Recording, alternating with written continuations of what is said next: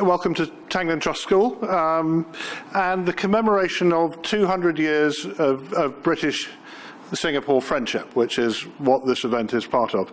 I'd particularly like to welcome Daniel Hannan, an MEP. Professor Sally's not here yet, so nope, so we'll welcome him later. And Brian Cheng, the founder of the Adam Smith Centre here in Singapore.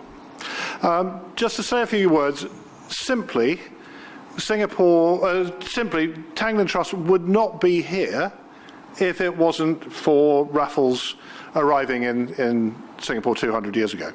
The obvious reason is that Raffles brought the British to Singapore, and Tanglin Trust originally was a school for the British community. I would also point out that we now have some almost 60 nationalities in the school, and that's a good thing. That was the obvious reason. The less obvious reason is that when Raffles arrived, he brought with him certain ideas, and he arrived at about the time of the great English philosophers Edmund Burke, David Ricardo, and Adam Smith himself. And those philosophers had set out the intellectual basis for free trade. When Raffles arrived, he set up Singapore as a free trading port.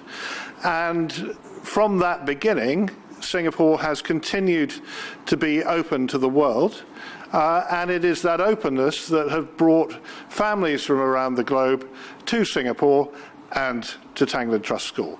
So to conclude, we're here because of the Adam Smith Centre and Brian setting up today's event, but in a way we're here because of Adam Smith himself and his ideas on free trade and how they, 200 years later, have resulted in a school like this. So thank you very much, everyone. I hope you enjoy the afternoon.